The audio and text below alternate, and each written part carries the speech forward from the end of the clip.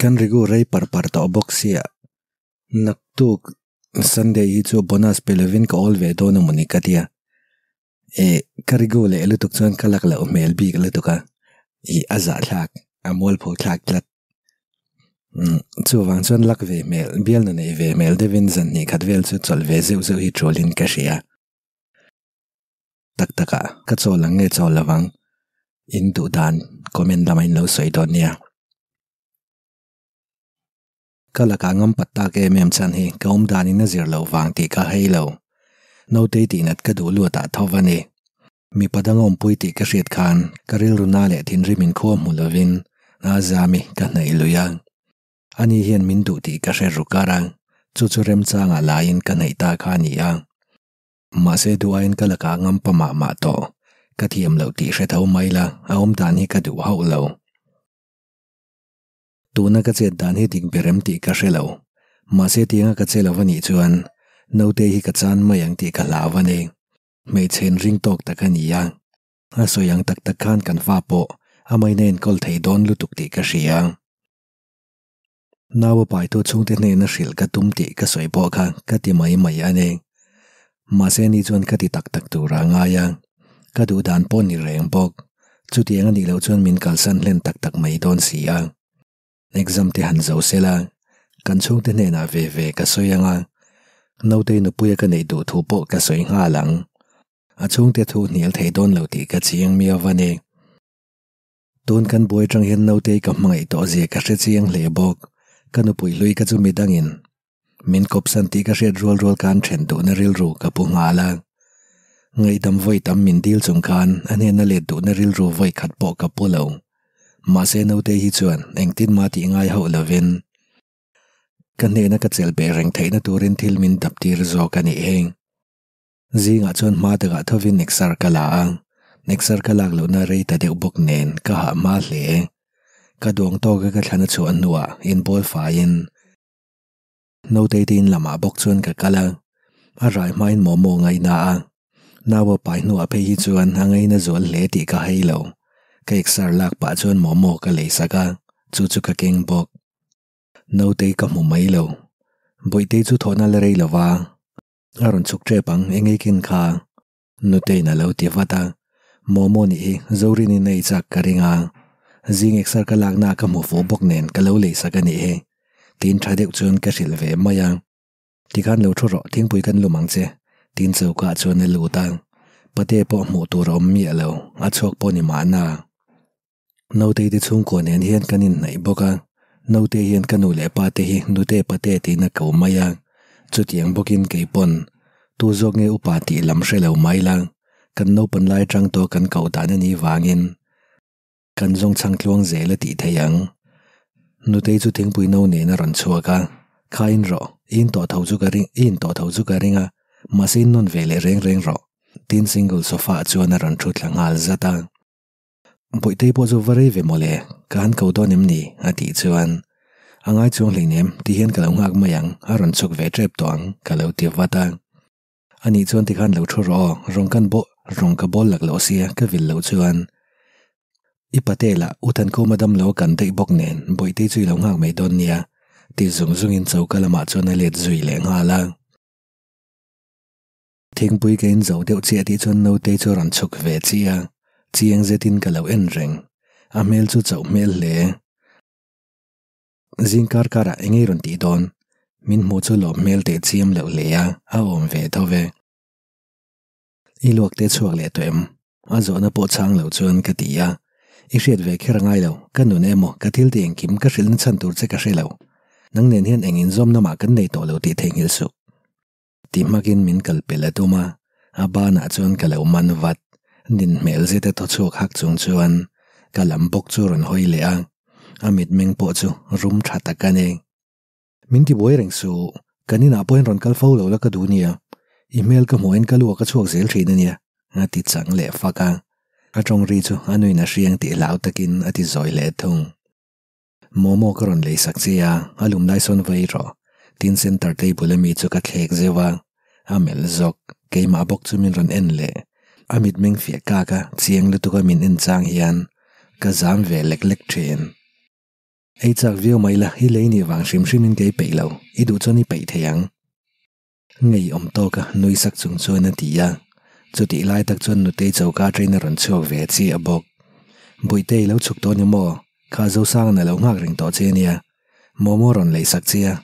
I paron ho har deu bok nen momo kha lo e ma support mai ro aron ti zung zunga nu ke chak lo I du chun nang man e mai ro kamitamin en ring chung chuan ati maka ka lo nui suk hetiang om chang ti hian thin rim an hekin a du om zual so so thin ke chu ka puar zo sang an du sak takin a lo le sak che ni kha chokan le har do na il tram ta le kha khai mai ro nu te bok chuan a ron ti le a sitting room a chuan kanin zui lo ta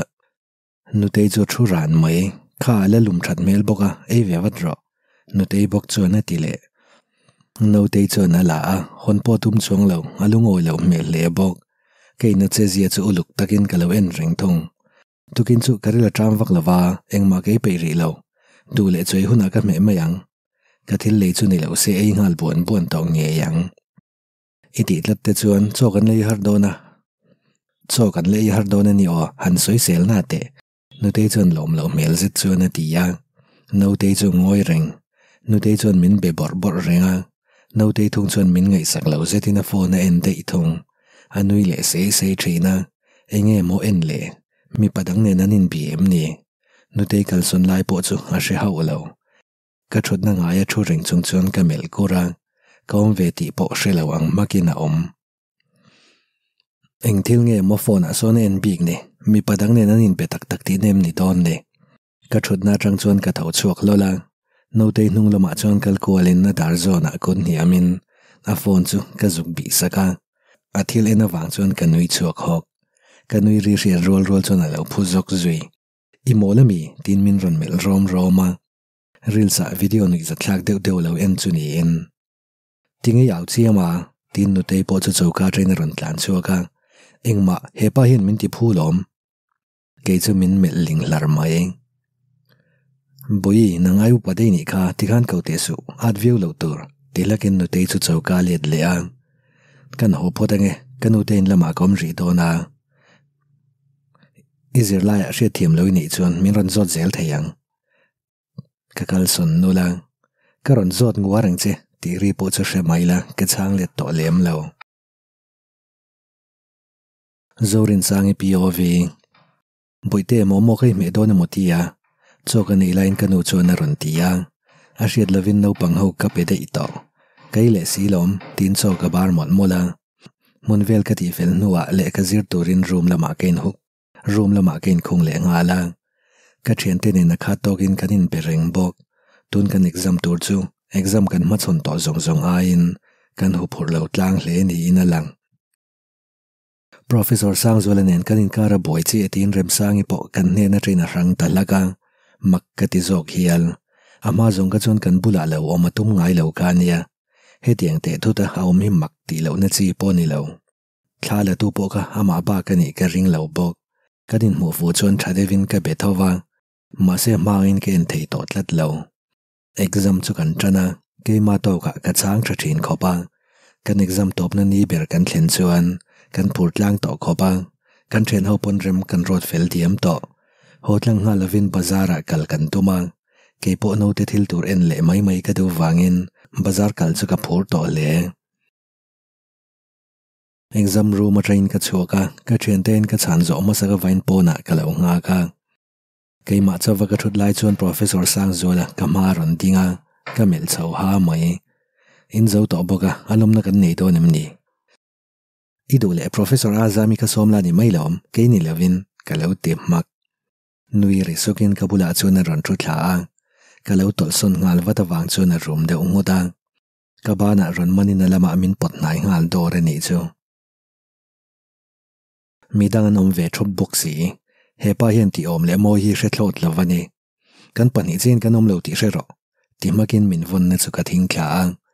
a thla ve ngal mai bok ko mo bol zong om hi sim zok ro nga tim mok ve ringota kom dan tur min hril tur hian keng mani love kanuna nia ilo soi ve tur pakhat ma om lo ka ti le amak note hi bil pa ka ni hi chu wang chu ni om dan tur a hian thu nei na ka nei ka fai pai mek bok aron ti sup chuan rum lutukin kalau mel iwan zak thei lo chiang tak za nei pian pui ve mi lo zokem ni midain kan chongan hriang ti lau takin ka tia ani mana le kabil nu bula hian za vakang ina ka hrelo nol samzetin atile nang nen hian kan in kara top to soinun po kaning tonia ka tile faka min chen tum engang mala ka pom ngai don lo ti ka soi to in ka ria halo ti ve ngut in chen turian me pakhat rem ti na tok ka lo ti ve ngat eng ma soi to lovin min en ngora ke po chon zam tu ho lovin ka en led ve ngar bok khatiang khop khan min trong koma kanat lo lawang hrimin ani ka min trong kum in chen tu po ke ni lovin ama soi masakania me chete nom berang zia zang in min chu abok thudik highland pui tur ka som na po ani ala khati chung khan ol sam takin ka pom le mayanga mo ate ulo lutuk a hriat thin mai chia ka ni lo mi hring manin tu tok na nei ve thau ka ne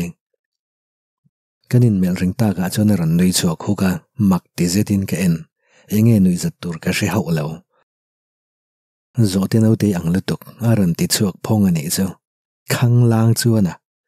zote ka ni chuan nang sakoli niang ka hla taum ro ibula kom peilo midang te poin makan ti lutukange o professor azami ne nin zui tian tre ve veka tin ngei om takin ka nui let songa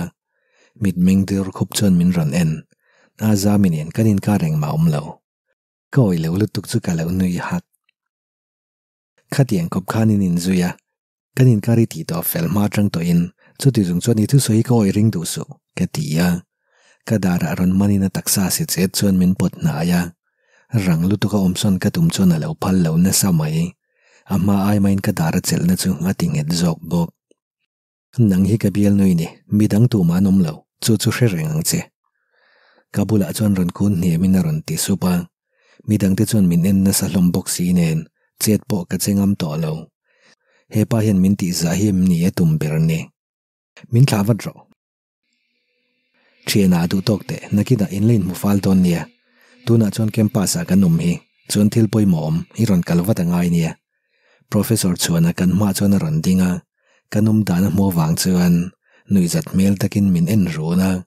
ka zaklu tuk chu kaloin hom ru ngek eng thil poi mong eom chu kan tumasin professor sangzula chona lo tiluk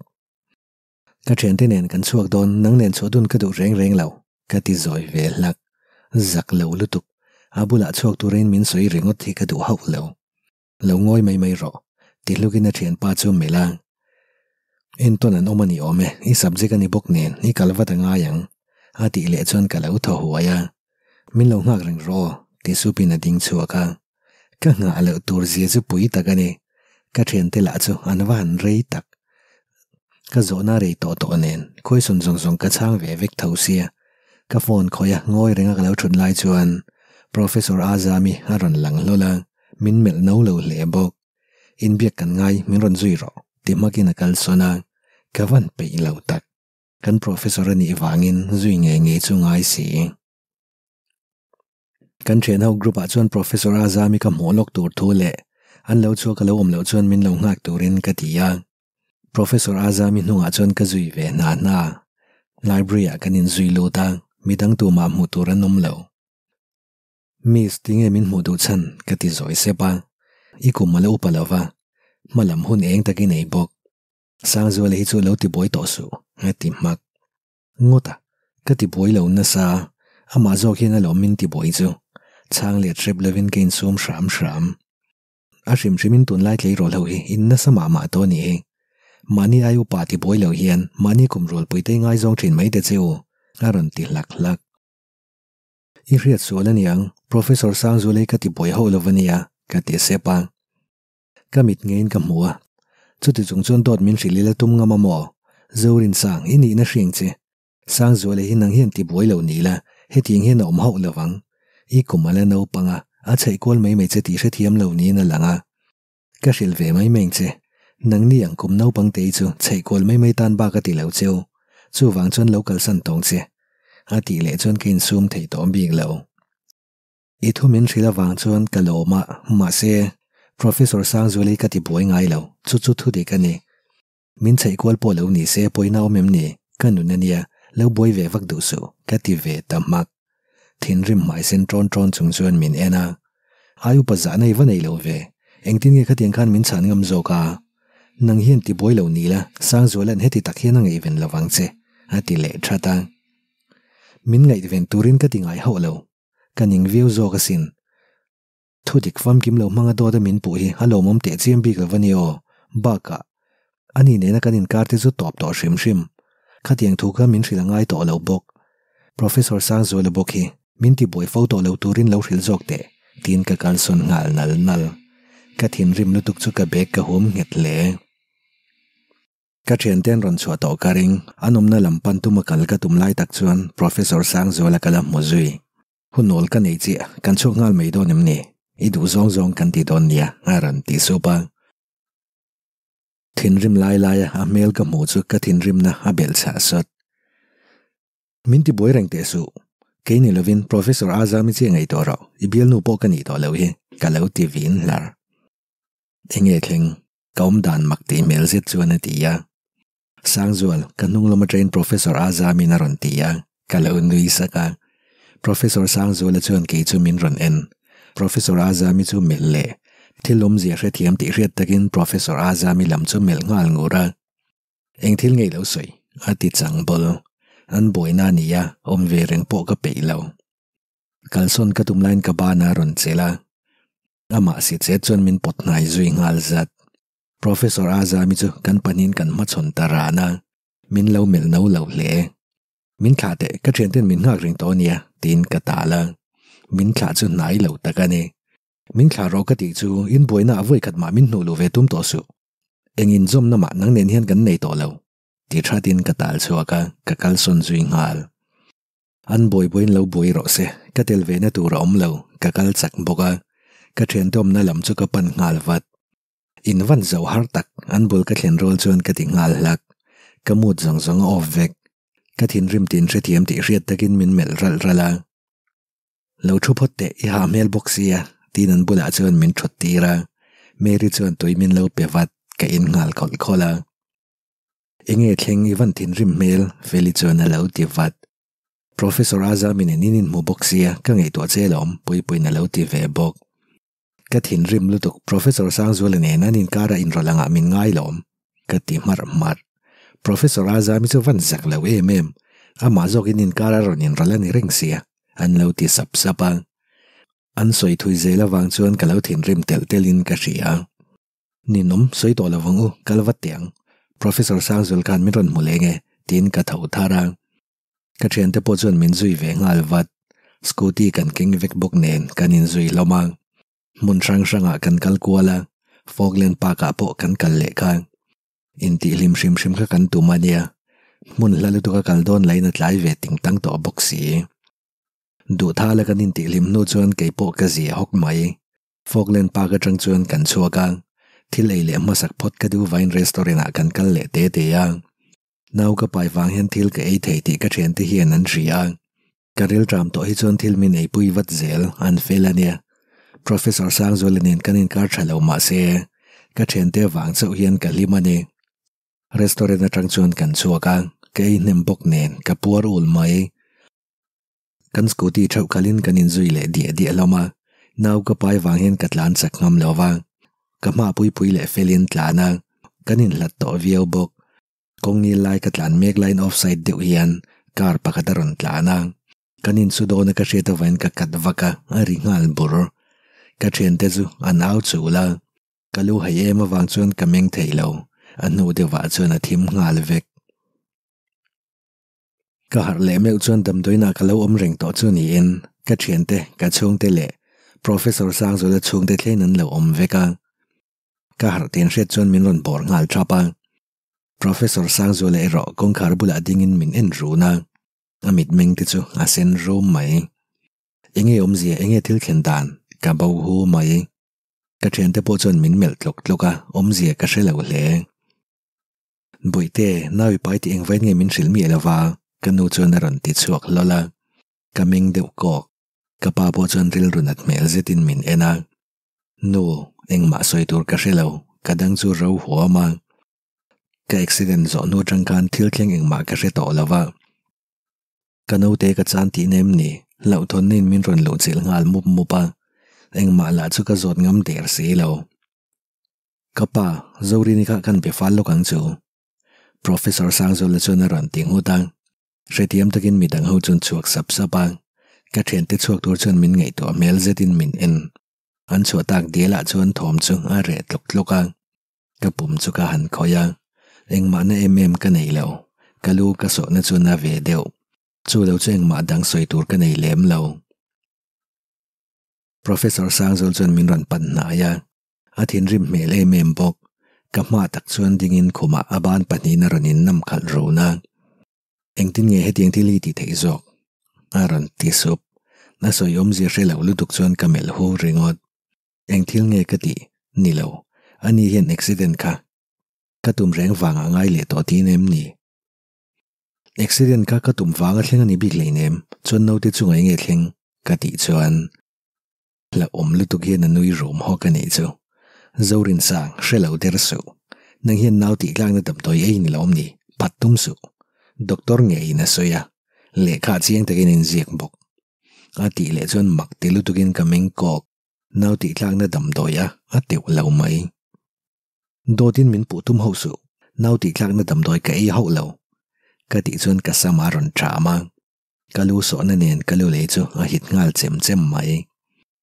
engthil nge ti hi min thla ro ananio tin ka sama tham na chu ka dom bet ve nga lang rup rok chungin min thla hetiang me che hi ni yang ti ka ring phalo no te ti la ki tum thui soi po khan ka lo ring chuang lawa I thin rim thu soi mai me ka ngai sak che ka bulo mai ni pum chu nge ti sen ring anung ve trok kha tha ituma mo ti trodin ka ba na chun ron tham le mit tui tling pam chungin ka lo en nau ti tlang na dam doi ke lo chu tiang dam doi chu vai khat po ka la tok ngai ho lo bok engting ye ka I theyang ka ti len ve tuar ka thin rim rel runa boxi ka nau teng tin nge om ti tak ngel po ka she boxi lo chu ka thei mai donin ka ria nau te chung tin nge om min ril ro ka ti chuan nau te ngei tu opero mang khan lim chan tum ho so dam doi na roi ma lo chi chu ni se nau te po thi man nge yang shero nang nen hin rang theyang berin kanin ne yang I duemo du la vemo chu thu to pani ati chuan rap thlak ti lutukin ke en teulo nang he ka nei don reng lo che I siem nang nei chi ai chuan mo ka no te nen chavom po ka du zo ka khek tuar ngoi makro kanin ne yang min hial to su kan thom chu zoi to lo ta ka ne kan chung ten ron tlan lu ta khatiang rum tur khan ni ngai lo zorini po aladam thalawa nakina pa ngai zokin kan len be thadon nia boya nang po in lama ho to ro nu te chu na ron ti zunga nie tu na chon thili ni deu rum bok nen thazokin kan len be chiang le don nia ka pa po chu na lo ti ve bok professor Sangzol chu achung tin an ho puya ka then te po an ho duak to kanu le pa te ron la oma no te ka pai ti an thre to bok nen soi tu reng ka relo chuti rolin ka no te thilo chu ka lom tak zet thung boite nawi pai te engwai nge min rilwat lawa kanu chu na ron tia nu englo ka trong do na ka rogain no tlat nau ti tlang na dam do e te kha thamye lawasin zo sang nen in thil ti sol wangin nawin pa ya chuti karin nau ti tlak chu thil thalo takane ati le chuan dam do eng ma ke leinem ka lo ti sepa ka ei lo miawa tinge dam do e nga chuan min ngai vek le ka pa chu angoi run renga chu te chuan ko ma ti nom theilo eng po chu ni se no ten chan man lawa thil lo mom takane arang lamin zo sang nen inin nei na po ro man ngai do na ni chu reife nu ka paina ran ti chuan rang zetin ka pa chu ka en pa pasal nei ka du lo ka pa chu ron thau chuakin ka bula ron kal na ya boite itan traffic tura lom kan soi no te hi lo pian huna engtin nge en ko lang pa lama modon na sin ati sup chuan pa kanu te chu kai man ken kol thei anu le pa kani kop thei em mang ka ti ya boite soi chu ol samalom atak taka ron thlen huna ero ingai angot khani don lovania zo sanga khachu ngathin rim ema ain ngai to fi manga itan le no titan kan pasal le pa thataka ni nge yang ka pa bok chu na ti le dam dabin soi ma se ao nge char da na tang chuan atu soi chu asut mai don lo ti ke ye fanu hian ka hre chiang hle ka ngoi ta renga karil ru ero ha ta ka ne Professor Sang Zula hian min nei du chan hi hreom ta ka min ti ra du wang ba ka ni lo ti ka chiang em boka ne doktorin chu amai la phal lo wang chuan dam doina minute mitang atuk lama chuan ka thiante han ran kala kanu le pa te han lo la kanu le pa te nom lo thung amak tinge nau ti tlang na dam doi kha ka pum chung en an lo mu thei le ka tiang ka thiante chun ngoi thap dam doi chu ye lo tak tak em ni pui na ran ti chuan kamel ngal shrok engtin nge dam doi chu ke theirina no te lo len hun ka nga lel zia point reveka ba ka nimina te po kan vain kan om hawa ka dam doi ei line muem ni thin rim le tuk chuan ka ti chuak that ti pal karing lo che ti na ni lovania mak ka ti deuh mai maya I dam doi ei lai kan hmum ye lo choni pum chung a khan dam doi hmung ei boxia a ti le zung zunga engpo chu ni se thil fel hlel deuh chu omani engemaw tak thil dik lo om chiang a lo om chuan accident dan po kha chani nen hian kan mu chiang lutuk ti pal thilang lo kan ti dewa meri chuan na ron ti le thil ka thleng rang te thut lutuka engma ka hre chiang ve man lo engin soyom zia ka ti chuan kar kha aside ni lawaron tlana pui te bon an tlan pel vek to a aside ta char ron tlan sia nangma ne nin to don chi khan aron offside ta de sia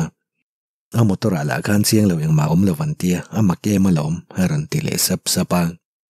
kadam thathuna engkim chiang ta ka chui vek ka do tumlok wang reng ani chuan ka ngoi liam mai ho lawang ka ti hlak nimina Professor Sang Zula thu soi kha ati tak takem ni feli chuan aron ti vele ka hrelo pasal nei ka du lo ani ngat phei ka chu loin nei ta te reng po ni la kan hlim tak don lo ti ka chiang bok angrel ro boy tak chuan ka ti yang e chung te nang tin ngen ti reng chanin aron ti vele Professor Sang Zula soi ang thau kha ni mai in nei na chu kaltlang puyan tum mel khop mai karil ro ha te mai nia ka tra te hi chuak vek thei enin kar boina te shil ve vek la I chung te chuan an nor lui lo mai thei chesin an ti le chuan zi om don lo ti ke tlu ka hre chiang hi an nom kher lawang ka chung te hian Professor Sang Zula in ring lutuk engang pon soi mai la thleng turang chu thleng vek don thau ka ti zoi le raya ka thian te po chuan eng ti thei nei hek lo min khong ai mail zetin min en tlok ringot min ti lim tum takin thil dangan soya ma se ka lim thei thlot lo zanthum kan re nu chuan in lama kan ho ve thei ta a Professor Sang Zula chu voi khat maron lang le to lo ka be sei lawa aron kal lo chu ka lom zok de bok a chung te ron kal reng thung in kan thlen nu chuan ka chau chon lamin ka ruma ken khong chota choi tur ka nen min ron kau po chuan ka thau chok pe lo karum kong ka in hong ri ka hriat chuan ka thu chok vat kanu chuan tre in ei tur ron choi lo ta klem te tal choi tum ro nau pai lai phei chuan chongai mai te hi chi lawania ei lui ram jok tur aron ti lut mola kanu chu ka lo en reng nu pasal nei ka du lo tak takania ka lo ti triawa kabula chuan ran thu thla in min ran ko a boite itana thavek turina lom kanti engma ngai to ha lola zo sang hian a mangai zia chei riat ka chuwang chuan pasalata ni nei po rem ti kan nia ba ka fatin nei trep to a in fa wang tal po hian in nei nge chu ngai lom kanu thu soi wang chuan kan hwal ngal roi kan thil lo ti wang kan kein chhir hle bok naw ka pai hi kein chhir tin ani lovin kanu te pa Professor Sang Zula ni le Professor Sang Zula nen kan loin tong ker hi kein chhir ani nen hian loin tong lo top tur kan ni sin mole hetiang hian ka om lo tur engang pon nial maila zi om to don lo ti ka chiang viau ta bok kanu ei tur ron lak chu ka ei luya klem te ba ke ei thei chuang lo zanina iude nu pan ron leng dona an lo thlen mai nin noi lama ron chuk vela I pe lovani pona poi chuang lovania an ron thleng trep to in karing kanu chuan ti molin ru matrang chuan a chuaka ko lo kal dona mo chu chuan ngei to na thar min nei tira ko ne na Professor Sang Zula ka nei du lo thu ka soi ni chuan ka pa te min piak sak thei mai ma na câu tê run thlen ma lo in ti har ka du vain bat ruma ka luta ken bol zo vel chi atia karum kong ka ran rik chuan ka u ran lang ani ka ring ngal mai lo lut la ka ti ngal wat ka u mel ka mo chuan tin ka ku ngal chot lai zo la ve om mai la ama in kanin mu thei to lova ka ngai tak zetani boite tin min lo ko le ta kanin ko na kan thla no chuan khum monga kan thu du na damdoi na kom lai khan an pa ne nan zin lai takani bok nen an ron kal ve ta lo khania chanchin ka lo ria ati chuan ka tho hap nawi pai ti chu soi wat tur ania baka damdoi te lo ei ni oma khatiang kha thami lawania ati le zunga damdoi ke ei hau si lo eng damdoi ma ke ei lo ka ti chuan min en reng kanu khan chiang takin min rila ati le chuan engting e damdoi ka rizala lo thei jok le eng damdoi ma ke si lawa ka ti le ava mak ve kanu te bule soyem ati chuan ka bungat ngat rizala damdoi e angin min zia ka thu soin oi du mi hleinem ai voi o zet chuan ka ti le lak ize brei boxia chu wang chu ni mana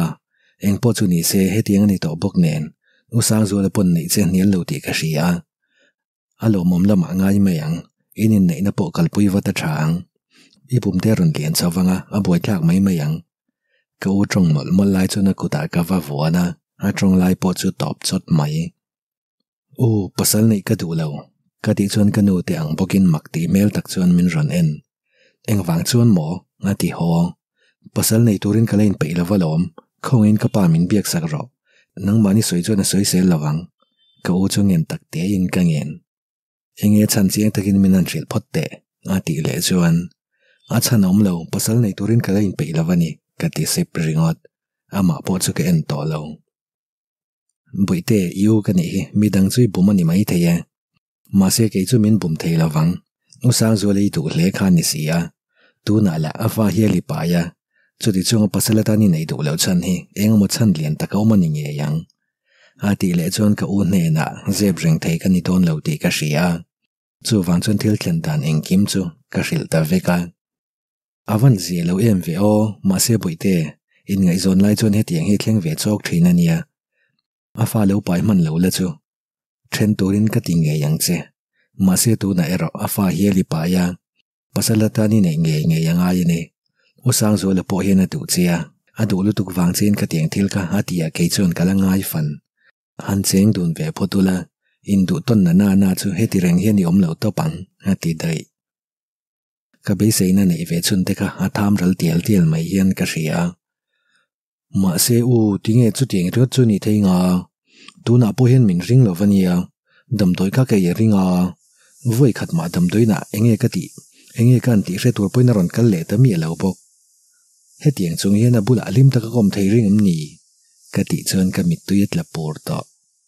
ka u chon min ran ruk sak zawa boite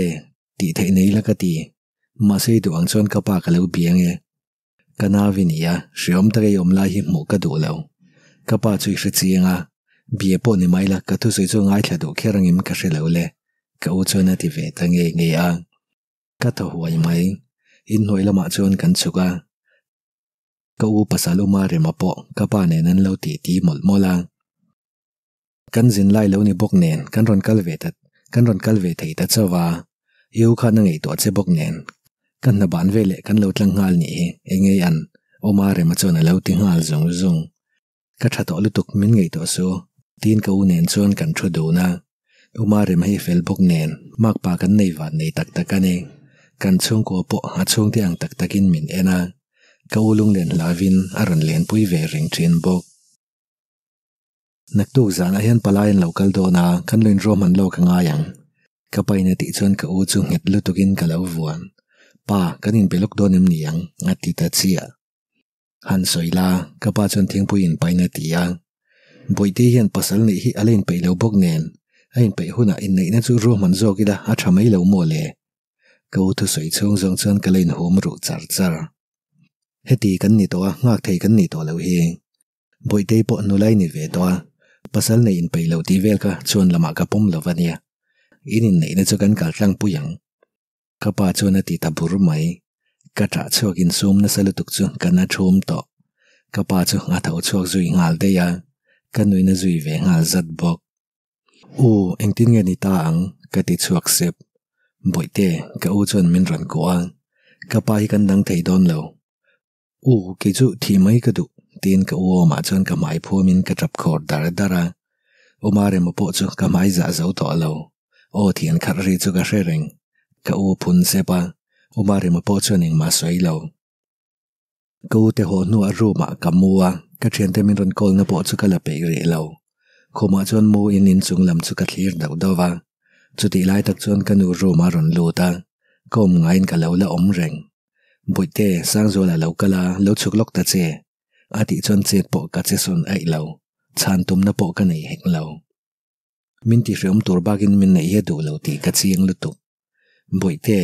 kanui na ron ti le rol chuan a om lo na lama ke in hera ka mu pe lo horo se ti zong ka soi kanu chu tho hap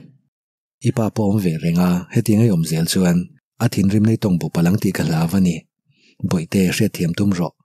in nei mai turin nia a hel zoi nom tlat lo la thatakin thili soi ho tengo kanu chuan a ti le nu ka chaw tu ma ka mu pe lo mut ka du a trong po chu hre lo ang maya omin ka ti le kanu po chu a chok zui ve ngal maya karum kong ka bok chu rei lo te ron ri le kanu bokani ka ringa kom ngai chuan kala om reng nu ka soi to kha mut ka du khoin min ti boi to ri lo te ka chawani o ka ti nang min chang to nom lo thoma re tak tlok tloka chuan kein let thoka